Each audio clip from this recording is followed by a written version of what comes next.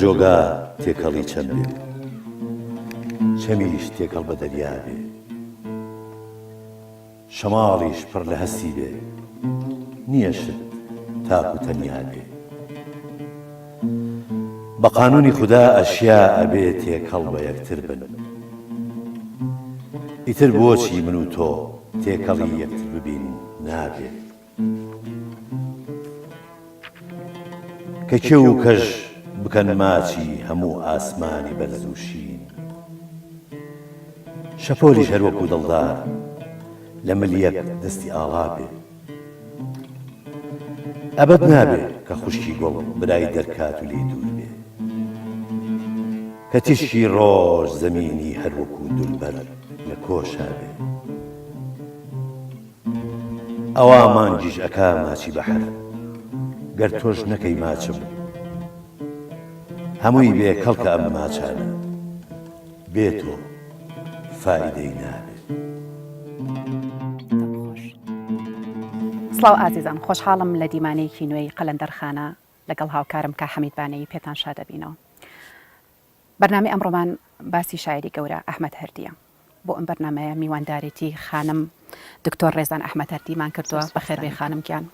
لەگەڵ خاتوو ساکار عەبدوڵڵا بە ئامێری عود. بەخێربێ خاتوو گیان، زۆر سپاس. ئەمەوێ یەکەم پرسیار بەوە دەست پێ بکەم، ئەمەوێ باسێکی ژیانی شاعیرمان بۆ بکەی وەکو باوک و وەکو شاعیر. لە 1922 لە سلێمانی لەدایک بووە، دوای ئەوە خوێندنی دەرمعلمینی لە بەغا لەگەڵ مامۆستا ڕەفیق چالاکە بەیەکەوە لەگەڵ مامۆستا محەممەد کە باوکی دکتۆر نزار هەمەوەندیە. ئەم سیانە برادری لە سەرەتاییەوە برادەر بوون بەیەکەوانێ. دواتر لە 1940 وەکو مامۆستا گەڕاوەتەوانێ بۆ سلێمانی. باوکم لە 1953 هاوسەرگیری کردو لەگەڵ دایکمە، لە 1954 گواستێتێوانێ. من ئەتوانم من پێنجەمین مناڵی خانەوا دەکەم. سەرەتای ژیانی باوکم هەر نەک شاعیر بووە، لە ڕاستە زۆر خەریکی سیاسەتیش بووە. لە سەرەتایە گەنجەکانی ئەو زەمانە لە کۆتایی سیەکان و سەرەتای سیەکانە بەس حیزبی شوعی عێراقی هەبوو، ئەویش وەکو یەکێک لە ناو ئەو حیزبەیە کاری ئەکرد. لە دوای ئەوە کە شۆڕشی ئەیلول دەستی پێکرد لە 1963 پەیوەندی کرد بە شۆڕشی ئەیلولەوانێ. مایەوە لەوێ لە هەفتاکانە لە 1970 کە ئۆتۆنۆمی ئیرا بە کوردستان گەڕایەوانێ بۆ کوردستان. ئەوەی کە من لە بیرمە لەو سەرەتایانێ کە هەل لەم دێ بۆ ئەو دێ ڕامانە کرد لەگەڵ هەموو ئەو چەرمەسەریانەی کە بەسەری هاتووە، لەگەڵەوەی ئەو زەمانە شۆڕشی ئەیلول وەکو چەکداری وا بەقوت نەبوو. تەبعاً لادیەکان بەردەوام لە ژێر تۆپبارانە بوو، ئەبوایە ئەم ڕۆژامان بۆ هات ئەم دێ بچین بۆ ئەو دێ. هەرگیز ئێمەی لەبیر ناکرد. هەموو شەوێک وەکو شەوچەرەوا بوو لە لای باوکم کە ئێواران لە لادیەکانە کە ئەماینەوە کە چرادا ئەگیرسا مناڵانی کۆ ئەکردەوە ئەی وەرن هۆنراوەیەکتان بۆ بخێنمەوە. هەمومانی بە هۆنراوە گەورە کرد. لەبەرەوە لەوانەیە ئەمە کاریگەری هەبووە لە ژیانمانە لەسەر هەمومان کە هەموو حەزمان لە وشەیە، حەزمان لە هۆنراوەیە، حەزمان لە نووسینە، فێری وشەی کوردی ئەکردین. زۆر حەزی لە هۆنراوەکانی ئەلبەتەی هەمویان بەس هینی نالی زۆر بۆ ئەخێنینەوە، هی مەحوی بەمە گەورەی کردین. من زۆر جار لە سەرەتایە کە ئەوانەیە نەمەزانی خۆی شاعیرە، چونکە شعرەکانی خۆی بۆ نەئەخوێناینەوە. دوایی لە خەڵکی ترکە ئەم بیست کە باوکیشم خۆ شاعیرە و هۆنراوە، ینی خۆی بە وشەی شاعیرەکانی تر گەورەی کردین. و یەکێکی تر لە شتە مهمەکانی زۆر حەزی لە چیرۆک بوو. هیچ شەوێک ڕانەبواردەوە بە مناڵی خۆم و هەر شەشمان جگە لە چۆمانی خوشکم، چکە چۆمان بەر ئەو مەرحلانە نەکەو لە بەرەوەی پەیوەندی تەمەنی ئێمە و لەگەڵ چۆمانی خوشکمان کە ئاخرین هینە مناڵە تەمەنمان بینی زۆرە. ئێمە ئەم شەشە لە دەوری کۆ ئەبووینەوەانێ فارسیکی باشی ئەزانی، شانامەی فردۆسی بۆ ئەخێنینەوە، باسی ڕۆستەمی زاڵ و اینجا هەموو شەیەک لە مەقتەعەکە کۆتایە ئەیوب ئەمە باقیەکەی بۆ سبەیشەوە وەکو ئەڵقە تەلەڤیزیۆنیەکانی بەزەوە دواهی بوو لە جیاتی ئەوەی دابنیشن سەری ئەڵقەی نەریت بوو. بەڵێ دەجار لە شایخانەکان و لە شوێنینەکانە خەڵکە بوو کە شانامەی فیردەوسیە، ڕۆستەم و زۆرابی ئەمیر ئەرسەلانیا خورشید و خاوەڕکێنەوە. بڵێ زۆر حەزی لەو شتانە بوو ئەجا دواتر کە گەورەتر بووین حەزی لە هینی چیرۆکی شەرلۆک هۆڵمز و ئەوانێک کە ئەو سەردەمانە باویان بوو هەموو شتەکانی بە ئەڵقە بۆ ئەگێڕێنەوە یعنی هەموو شێکیش لە هینەکای تر ئێستا کاتی نووسنە بڕۆم بۆ نووسن بەڵام کە دوایی وردە سیرەکەم مەسەلەن لە دەمی دایکم زۆربەی هۆنراوەکانی باوکمی لەبەرە دایکم ژنێکی نەخێنەوارە بە ژنێکی زۆر بەتوانە و زیرەکە هەر لە سەرتاوە ینی زۆربەی شعرەکانی کە هینمان لێمانە پرسێمان و باوکە ئەڵێن شعرێکیەوە دایکم یەکسەر باخەکەی بۆ تەواو کردی خۆتان ئەوەی من بیرمە لە دەمی خۆیەوە یەک ڕووداوی زۆر بۆ گێڕایی نەتەوانێت کە 1938 ینی ئەو کاتە کە باوکم تەمەنی 16 ساڵان بووە کەمالی جەراسائیب ئەکوژرێت بە گولێ وێڵە بێت ئەکوژرێ مهم لەسەر ئەوە داوا ئەکەن لە پیرەمێردی شاعر کە وەختە تەمەنێکی هەبوو ناوبانگێکی هەبووە هۆنراوەیەکی بۆ بنووسێ بۆ سەر گوڵکۆکەی باوکم هۆنراوەیەک ئەنووسێ کە ئیسا باوە بای ئەجەل هاتوو لە ناکاو دەفتەری ژینی دڕین تاکو دوێنێ خونچە گوڵ بووم ئەمڕۆ بەناحق هەڵوەریم ئەمە زۆر هۆنراوایی ینی 1938 دوتێتی باوکی دکتۆر نزار هەماوەندی هەزار ڕەحمەتی لێبێ مامۆستا محەممەد ئەیبا بۆ پیرەمێردی شاعر باوکم خۆی زۆر قەناعەتی نابێت کە شعرەکە زۆر جوانە ئەیبا بۆ بۆ پیرەمێردی نەمر بۆی ئەخوێنێتەوە ئەڵێ ئەم شعرەمان نوتۆ لەسەر ئەین ئەڵێ سێ جاری پێخوێنمەوانێ هەر سێ جار ئەجا دایوتی کوڕم ئەمە کێ ئەم شتەی نووسیوە وڵا ڕەفیقێکم هێنای ئەحمەوە ئەو نووسیەتی وتی دەبڕۆ پێی بڵێ ئەو شعرە بەرێ بۆ خێزانە کە چیتر من شعری لەسەر نانووسم شتێکی زۆر جوانە و ئەوە دەلالت لەوەیە کە شعری لە یادەوەری هەموو شاری سلێمانیە هەچکە لەسەر گەلێک گۆڕی ئەو کەسانی کە بە جوانە مەرجی کۆچی دواییان کردووە لە سەر قەبرەکان نووساون من بەڕاستی حەزەکەم باز لە شتێکی ئەحمەد هەردی مامۆستا ئەحمەد هەردی لە هەر بیر و باوەڕێک بوو بێت لە هەر قۆناغێک هەبوو بێت وەکو پیاوێکی پاک و تێکۆشەر بەڕاستی کاری کردووە یعنی ئێمە کە وەکو باسی سەرەتایی ژیانی ئەوە کرد لە حیزبی شوێی عێراقیە کاری کردووە دوایی لە پەنجاکانە ئەمانە ئاراستەیان گۆڕا بۆ ئاراستەیەکی نەتەوەیی و ئەو کاتە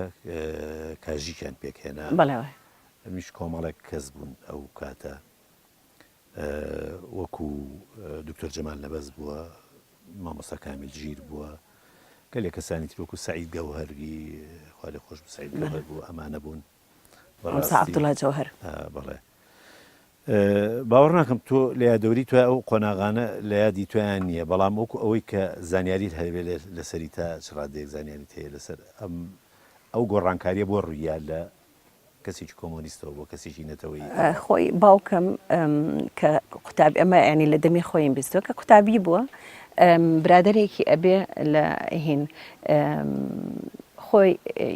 برادێکی عەرەبی ئەبێ لە هین عەرەبێکی زۆر باشی ئەزانی برادەرەکەی ڕۆژێک ئەو زمانە نەزعی قەومیش لە عێراقا دەستی پێکرد بوو هەر لە دۆلی عەرەبیە دەستی پێکرد بوو کتێبێکی بۆ ێنە کتێبی ساتە الحوسەری کە یەکێکە لە نەتەوەپەرستەکانی و کەس سەرچاوی نەتەوایەتی ئەم پیاوە ئەنی کتێبی زۆر لەسەر دەمی کە جەمال عەبدولناصر لە میسر کاریگەریەکی بەڵێ ئەم کتێبێکی ئەیاتێ باوکم ئەیخەنێتەوە زۆر ینی ئەڵێ زۆر معجب بووم بە فکرەکە اینجا لە شوعیەتەوە بۆ وەرگەڕان بۆ نەتەوەیەتی وەرچەرخانێکی گەورەیە لە ڕاستیە ئەکەوێتە کڕینی کتێبەکانی ئەو بەم شێوەیە یعنی فکرەیەک لە لای داڕێژ بێکە لە ڕاستیە حەقی ئێمە بەس حەقی کرێکار نییە کە چەساوەیە حەقی نەتەوەیەکە کە چەساوەیە و پێویستە لەسەر لایەنی نەتەوایەتی کار بکرێ و لەسەر ئەم بیر و ڕایە قسەکە ئەوەی من لە بیرمە وەی گەڕابیت نەوانێ لەسەر لەگەڵ مامۆستا عەبدوڵڵا جەوهەر یەکەمین کەسەکانن لە دوای ئەوەی ئەم دوانە هەردووکیان ئەم بیرۆکەیەکە دانێن ئینجا مامۆستا جەمال نەبەز وەکو سێهەمین کەسێت لەگەڵیانە ئەم سیانە لە ڕاستیە دامەزرێنەری ئەم بیرۆکەی کاژیک کە ناوێن نابۆ حیزبی کاژیک بەڵێ من پێم خۆشە گەر خات و ساکار هاوکارم بێ شعری خەرمانە بخوێنمەوە و دوجاریش حەزەکەم باکراوندی ئەم شعرە بۆچی ئەم شعرەی وتووە ئەگەر بەڕێستان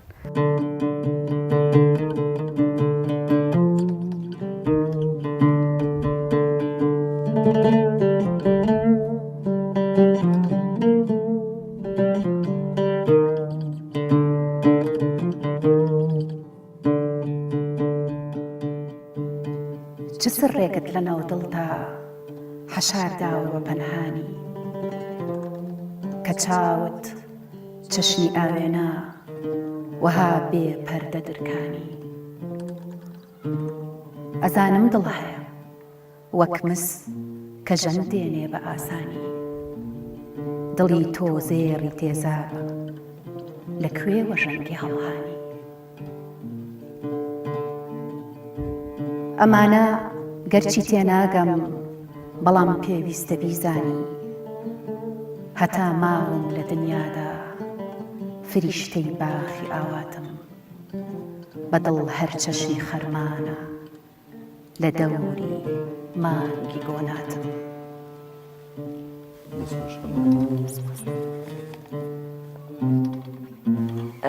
ئەوەی من ئاگادارم ئەم هۆنراوەیە بۆ دایکم وتراوە. زۆر جار گەورەترین گرفتی باوکمەوە بوو هەرگیز پێنە ئەوتین ئەم هۆنراوانە بۆ کێ وتراون. یعنی ئێمە بۆ نمونە ست فاتمە ئێستاش لوغزێکە کە هەموو کەس بە دوایە ئەگەڕێ و کەس نازانێ ئەم ست فاتمەیە کێ بووە. کابرایەک بوو زۆر سڕی ئەپاراست. یعنی هەرچیەکەت بووتایە ئەیوە کوڕم هی ئەوە نییە باسی بکەین. بەس ئەمە لە دەمی دایکمەوە بیستومە بۆیە ئەگینا باوکم هەرگیز تا ئێستا بیرم نایە وتبێتی یەکێک لە شتەکانم لەسەر چی وتووە. ئەمە بۆ دایکمی وتووە. بەڵێ لایەنێکی تری ژیانی مامۆستا هەردی جگە لە شیعر لە بواری نووسینی شاکاری کردووە ئەوەی بزانم مامۆستا هەردی عەرەبی زانێکی زۆر بەتوانا بووە زۆر بەتوانە. کتێبێکی هەیە من بەڕاستی ئەو کتێبە باس کراوە لەم ڕاستی نەمدیوە ئەو کتێبێکە لەسەر کێشی کوردی ڕۆزی کوردی ڕۆزی کوردی نووسیوێتی. بەڵێ ئەم کتێبە لە ساڵی هەفتەکانەوە دەستی کرد بە نووسینی لە دوای شۆڕشی ئەیلول کە لە دوای ئەنێ حکمی زادی گەورگیراکە گەڕایەوە. زۆر حەزی لە شعری عەرەبی بوو سەیری کرد لە شعری عەرەبیە ینی هین هەیە بند هەیە لە ناو شعرەکانە پێ ئەڵێن عروز لەسەر ئەمە خوێندنەوەیکی زۆری کرد و کەوتە خوێندنەوەی شعرە کۆنەکانی کوردی سەیری کرد ئەمە لە ناو شعری کوردیشە بە هەمان هین ئەتوانی تەطبیق کرێ ویستی بیکە بە وەکو بڕوانامەیەکی دکتۆرە و دەستی کرد بە نووسینی. بەڵام ژیانی ئاوارەیی و دەربەدەری خۆی و شۆڕشەیەک لە دوایەکەکانی و نەهامەتیەکانی کورد لە ڕاستیە نەیتوانی بە تەواویکە مەسەلەن لە 1974 لە کوردستانی لە 1974 دیسانەوە لەگەڵ شۆڕشی تازەیە دیسانەوە چوە دەرەوە لە نەخەدە بووین و تا 79 هەرماینەوانێ لە کەرەج بووین. ئەو هەنێ عنی وەستانی زۆر هەبوو لە نووسینەکەیە. لە دواتر لە 79 گەڕاینەوە ئەو زمانە سەدام تازە هاتووە سەر حکوم و ئافاتێکی دەرکەوە ئافاتە گەڕاینەوە لە دەستی کردەوە بە نووسین. کتێبێکی زۆر گەورەیە تەواو بووە خۆشی لە چاپ نەکراوە تا ئێستا زۆر بەداخەوە. کاریگەری هەبووە لەسەر ئێوە وەکو مناڵەکانی ئەو با بڵێن کەستانتیایە کە بنووسێت ڕاستەکەی پێ بڵام نووسین هەمومان ئەنووسین بەس هەریەکە چونکە بەلای یعنی نێکی ترا ڕۆشتووە بۆ نمونە ئاسۆسی برام لە سەرەتای لاوێتیە لە بیرمەیەش تا لە ینی تەلەبەی ناوەندی بوو هۆنراوی ئەنووسی هۆنراوی زۆر جوانی ئەنووسی ئەو هۆنراوەکانیش زۆرتر چی بوو چیرۆکە هۆنراوەها بەسەن چیرۆکێک ئەگەڕیتەوە بەس بە هۆنراوە نووسی بووی بەداخەوە ئیتر ئەوە بوو لە هەر لە سەرەتای لاوێتیشەوە چۆ ناو حیزبایەتیەوانێ و هین بوو لە ڕێکخراوەکانی پاسۆکە ئیشیە کرد ئیتر حیزبایەتی تۆزێک ینی کاریگەری هەبوو لەسەرەوەی لەو مەجالە دوورکەوتەوانێ زۆرتە خەریکی سیاست بوو. ڕێبینی برام چیرۆک نووسێکی زۆر باشە چیرۆکی زۆر جوانی هەبوو ئێمە لە بینیەکە بۆ یەکمان ئەخوێنەوە ینی هەر شەو چەرەمان هەبوو مەسەلەن منیش چیرۆکم زۆر ئەنووسی هەرێکەمان ئەمان خوێنەوە بۆی بزانین ڕێی ئەوانی تر چییە لەسەری ئەگەر مەسەلەن شتێک بە هەڵە بزانێ ئەوی تر ڕەمانەیە لەسەر یەکتری من خۆم چیرۆکم نووسیوە لە زمانی هەفتاکانە لە زمانی شای ئێران بە فارسی نووسیمە و زمانە من قوتابخانەوە بەتەمەەن لە کەرەج خۆ بە فارسی بوو بە کوردی نەبوو دوای ئەوەی کە هەرسی شۆڕش هات ئەو بوو هەمومان بڵاوکراینەوەە بە شارە فارسەکانە مەجموعەیەک من لەگەڵ خێزانی بەرزانیە بەر کەرەج کەوتین من ئەو وەختانە لە ناوەندی بووم ناوەندی و ئانە مەرە بە فارسی خوێنووە ئەلبەتە ئاسۆسی شوڕێبینیش لەبەرەوە فارسیەکی باشە زانین چیرۆکێکم نووسی بۆ نمونە لەوێ لە مسابقەیەکە بۆ ئۆتوانی هین بەریتەوە لیرەیەکی شاهنشاییان پێوت لیرەی پەهلەویان پێوت لیرەیەکی پەهلەویم بردەوە بەڵام خوێندنی زانستی پزیشکی هەموو شتێکی لەبیر بردوومەتەوە یعنی لە ڕاستە کاریگەری لەسەر هەمومان هەبووە من باسی زمانی عەرەبیمان کرد حەزم کرد ئەم شعرە عەرەبی مامۆستا چەند کۆپلەیەکی لێ بخوێنینەوە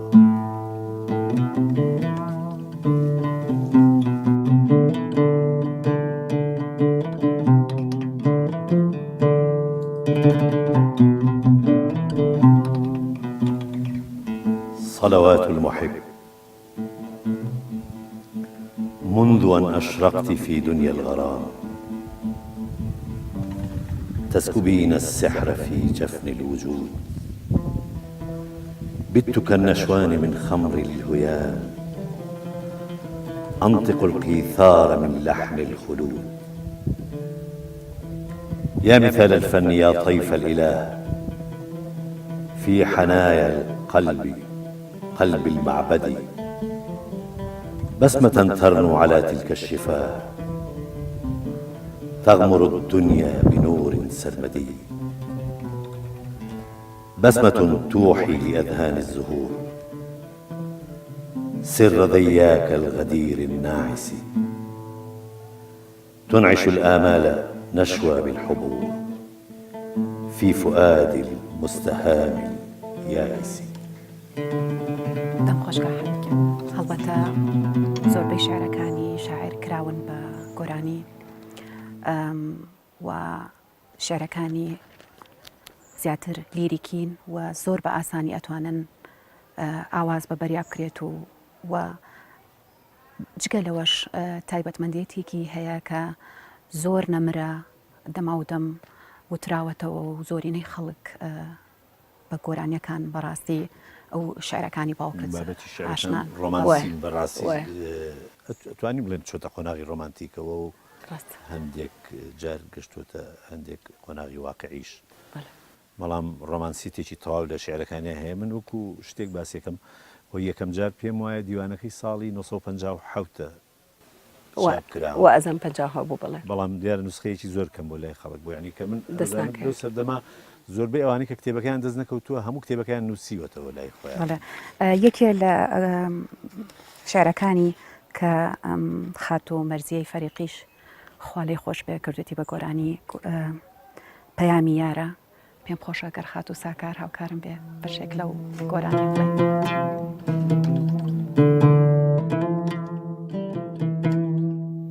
لە یارەوە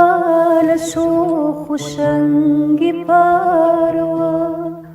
لە یارەوە لە شۆخ و شەنگی پارەوە لە ڕەزی پەرنیهانیە لە تەکشنەی بەیانیە پەیام لە یاری جوانەوە گەیشتانە لە ڕەزی پەرنیهانیە لە تەکشنەی بەیانیە پەیام لە یاری جوانەوە گەیشتانە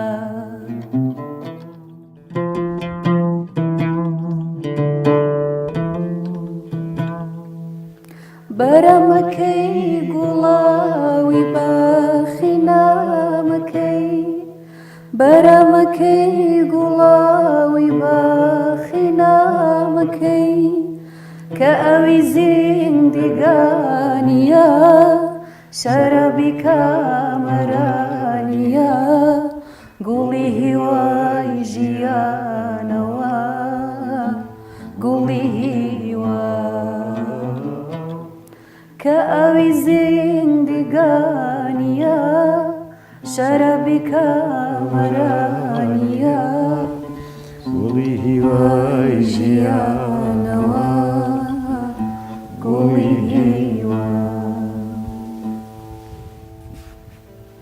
بەخێر بیتەوە دەستان خۆش بێت. دکتۆر ڕێزان بێگومان ئێمە ئەمانەوەی یعنی ئێمە لەوانەیە شارەزایی زۆرمان نەبێ لە گەلێک کاری خۆی کە گەلێک شیعری تری هەیە بڵاو نەکراوەتەوە، گەلێک شعری مامەسا هەردی هەیە کە لە ڕازی تەنیاییانی و ئێمەش تەنیا سەرچاوکە لە بەردەستمانە بۆ هەر ڕازی تەنیایی بووە کە کاتی خۆی چاپ کراوە و لە هەشتاکانی شەرجاری تر چاپ کراوەتەوە. چ وەبزانم پێش ئەوەی کە بەرنامەکە بکەین باسی هەندێک شعری مامەسا هەردی تر کە بڵاو نەکراوەتەوە یا لامان نیە و لە بەردەستمان نیە و چاپیش نەکراوە. خۆی هەنێ هۆنراوەی هەیە کە لەسەر سیاسەتی ژووتێتی هەر هین نەکراوە کە لە ڕاستای ناوبانگیشی پێدەر کردووە وەختی خۆی کە حکوومەتی عراقی کەوتۆتە گرتنی حیزبی شوعی مەسەلەن ئەو شعرەی هەیە ئاگری سووری ئێرهابی عورفی شەڵاو ئەهێنێ و مەکەی بۆ نییە و ئەمە شعرێکی زۆر جوانە کە کەم کەس هەرگوێ لێ بوو بێ بۆ نمونەیەکێکی تر لە هۆنراوە سیاسیەکانی ئیگنا هۆنراوەی دڵاریشی هەیە کە کەس گوێ لێ نەبووە لە دوای ڕوخانی کۆماری مەهابات و ئەدامکردنی 4 زابتەکە محەممەد قودسی و ئەوان هەونراوەیەکی نووسیوە کە زۆر لەسەر ئەو هۆنراوەیە 4 ساڵ لە ئیش دوورخراوەتەوانێ فەسلیان کردووە کە شعرەکە ئەڵێ کوڕانی ڕۆژی مەیدانی شەڕ و ئاشوب و ئاژاوە براکانم کرێکاری هەموو ئەملانە ڕووخاوە هەموو دایکێک کە تاقانەی لەسەر سێدارە خنکاوە دەسات و حەقی ئەم خاکە کە خاکی ئەشک و خوێناوە هەموو پڕدەم بقیڕێنن کە ئیسیعماری ئینگلیزی بڕوخێت تەفرت و نابێ نەمێنێ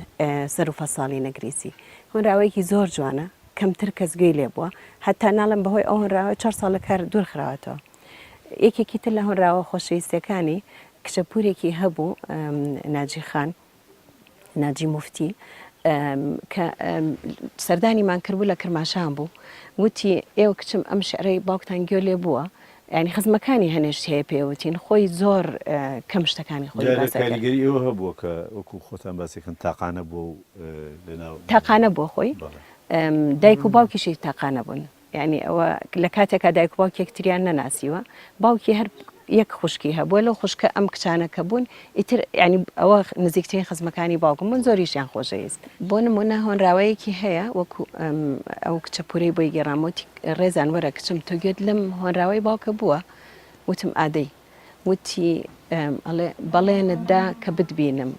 کەچی چەند چاوەڕوانت بووم نەهاتی زیادی کرد کڵپەی دەرونی کڵپە تێبەر بووم لە ئەو ساوە خەو خۆراک و هۆش لابردوم بە کورتی یعنی وەک مردوو چ جیاوازی نییە مردوم گوڵاڵی پاکی یەزدانی چیە بێ وعد و پەیمانی لەسەرچی خۆزگە ئەمزانی لە ڕاستیە لە هیچ شوێنێکیشە بڵاو نەکراوەتەوانێت ئەجا هەر ئەو پێیوتین کۆمەڵی هۆنراوەی تری وای هەیە چەند داوامان لێ کرد بەداخەوانێ ینی شتەکانی ون بوون زۆرشی هەیە ون بوون شاعرکەی کۆچی دوایی کردووە و لەکوێ نێژراوە باوکم لە دوای ڕاپەڕینەوە لە 1992 چوو بۆ هین لە ئینگلتەرا نیشتەجێ بوو لە 2004 ئەزانم 2004 گەڕایە 2005 ببوورە 2005 گەڕایەوانێ پاشەوەی کە سەدام حوسێن ڕۆخا چکەوەی یەکیش بوو لە هیوا گەورەکانی ئەلبەتە بەدڵنیایی هەر هی باوکم نایی زۆربەی هەمومان بەداخەوە لە 29 دی 2006 لە پاش ئەوەی کە هەر لەسەر جێگەکەی خۆی کە پیاسەی ئەکرد کابرایەکی زۆر وەرزشی بوو سەری گێژی خواردبوو کەوت بەلایە و ئێسقانی ڕانی شکا لە دوای ئەمەلیاتەکە بە چەند سەعاتێک گیانی لەدەستدا باوکم زۆر سوپاس دەکەم باوکم نەمردووە بەزە لای ئێمە باوەڕکە هەموو ڕۆژێ لەگەڵمانایە باوکم پیاوێکی زۆر گەورە بوو بێگومان دەردی ڕێبین وتی ئێستاش کە فلیمێ ببینم یەکێک باوکی ئەمرێ ئێستاژە بێ دەستکەمە پاش 10 ساڵ دەستەکەمە بەگریان چونکە خەسارەیەکی گەورە بوو لێمان زۆر سپاس بۆ دکتۆر ڕێزان زۆر سپاس بۆ خاتوساکار بۆ ئەم بەشداریە جوانتان لەگەڵ سپاس بۆ ئێوە لەسەر ژیانی شاعری گەورە مامۆستا ئەحمەد هەردی خۆشەویستان لێرە داینە کۆتایی ئەڵلقەی ئەم جارەمان لە بەرنامەی قەلەندەرخانە و بە گۆرانی فاتیمە دووچاوی مەستە کۆتایی بە بەرنامەکە هێنین کە شیعری مامۆستا هەردی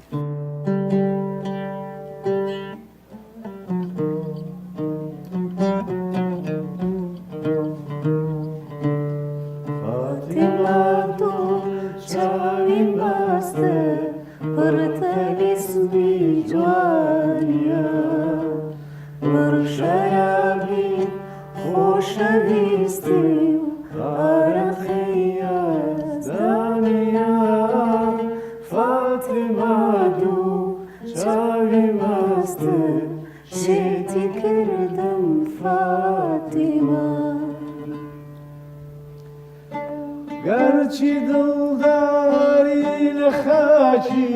ئێمەدا ئەفسانەیە هەر بەتەنیا بۆ کوڕی خاوەن تەلار و عانەیە هەر بەتەنیا بۆ کوڕی خاوەن تەلار و عانەیە فاتیمە دوو چاوی مەستە شێتی کردم فاتیمە